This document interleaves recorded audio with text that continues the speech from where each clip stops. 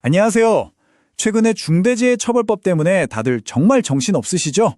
특히 안전보건 경영 시스템 ISO 45001 인증에 대한 관심이 그야말로 폭발적으로 늘었는데요. 그래서 오늘은 이 둘의 관계 제가 아주 명확하게 정리해드리겠습니다.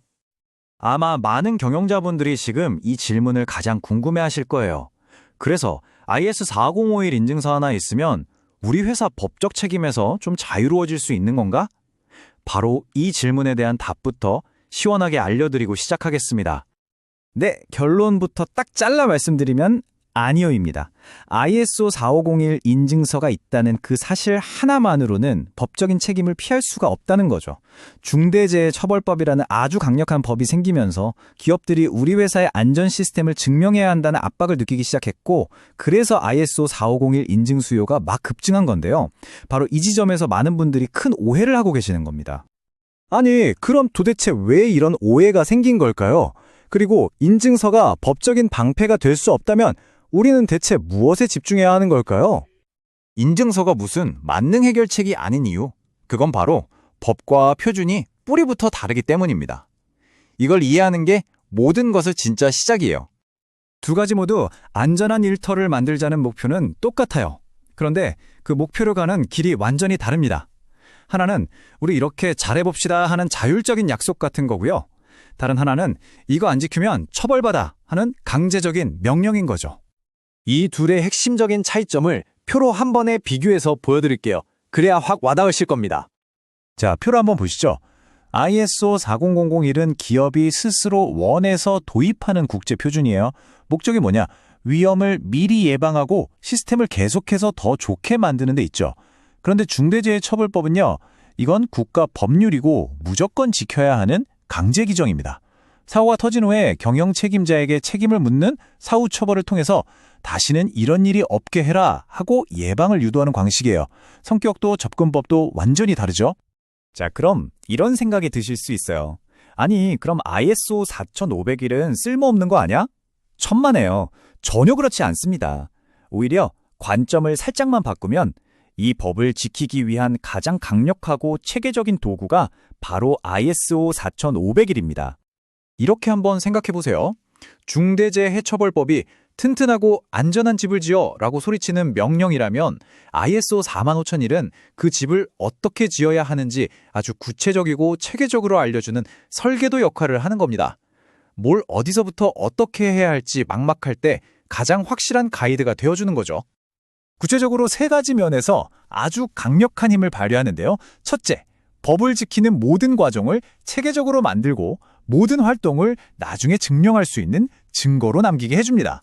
둘째, 법에서 딱 명시한 근로자 참여를 시스템의 핵심으로 만들어서 현장 중심의 진짜 안전 문화를 만들게 하고요.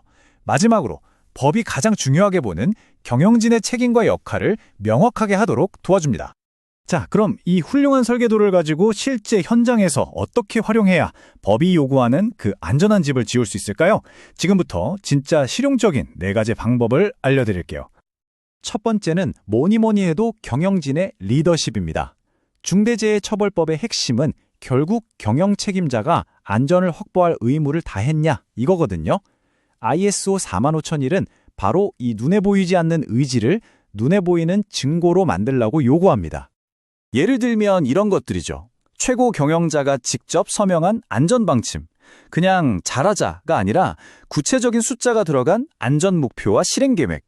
그리고 안전을 위해서 인력을 몇 명이나 쓰고 예산을 얼마를 투입했는지에 대한 명확한 기록.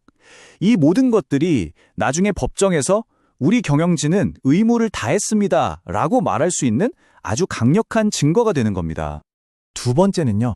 위험 요인을 찾아내고 개선하는 절차를 하나의 시스템으로 만드는 거예요. 법은 알아서 잘하겠지가 아니라 체계적인 절차를 갖추고 그대로 실행했는가를 봅니다. ISO 45001의 위험성 평가 프로세스가 바로 그 정답이 될 수 있죠. 정기적으로 위험성 평가를 하고 그 결과를 꼼꼼하게 기록으로 남기는 것. 안전 작업 절차를 표준화해서 누가 해도 똑같이 안전하게 일할 수 있게 만드는 것. 그리고 개선 조치가 완료됐다는 걸 문서로 딱 증명하는 것.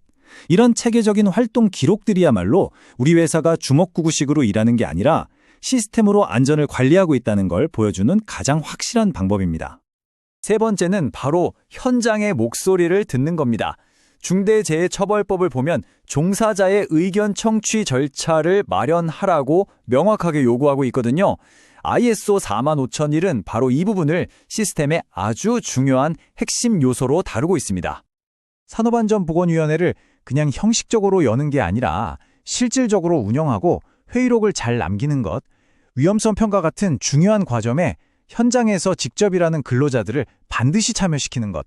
이건 그냥 소통 잘하자 이런 차원이 아니라 법이 요구하는 의무들 이행하는 가장 핵심적인 활동 중 하나인 셈이죠. 자, 마지막 네 번째입니다. 우리 시스템이 그냥 서류상으로만 폼나게 존재하는 게 아니라 실제로 현장에서 잘 돌아가고 있다는 걸 스스로 증명하는 거예요. 뭘 통해서요? 바로 내부 심사와 경영 검토를 통해서죠. 정기적인 내부 심사는 우리 시스템에 어떤 구멍이 있는지 우리 스스로 찾아내고 개선하고 있다는 가장 객관적이고 결정적인 증거가 됩니다. 심사보고서나 경영검토 회의록은 보세요, 우리는 이렇게 지속적으로 점검하고 개선하고 있습니다 라고 말해주는 가장 확실한 자료가 되는 거죠. 자, 이제 오늘 이야기한 모든 것들을 한번 종합해 볼 시간입니다. 오늘 설명의 가장 중요한 핵심은요, 우리의 관점을 인증서 따기에서 시스템을 진짜로 돌리는 것으로 옮겨야 한다는 겁니다. 맞습니다. ISO 40051 인증을 받는 건 결승선에 골인하는 게 아니에요. 이제 경주를 시작하는 출발선에 서는 겁니다. 정말 중요한 건 그 인증서가 보증하는 그 시스템을 매일매일 우리 현장에서 살아 숨쉬게 만드는 과정, 바로 그 자체에 있습니다. 이 문장 하나가 모든 걸 말해주네요. 시스템이 현장에서 실제로 돌아가지 않고 계속해서 더 나아지려는 노력이 없다면 벽에 걸린 그 인증서는 그냥 비싼 종이 한 장에 불과합니다. 작업자의 안전을 위해서도 법적인 방어를 위해서도 말이죠. 마지막으로 이 질문을 스스로에게 한번 던져보셨으면 좋겠습니다. 우리 회사의 안전 시스템은 처벌을 피하기 위한 서류 작업을 위해 존재합니까? 아니면 정말로 내 동료들의 생명과 안전을 지키기 위해 존재합니까? 그 답에 따라 앞으로 모든 것이 달라질 겁니다.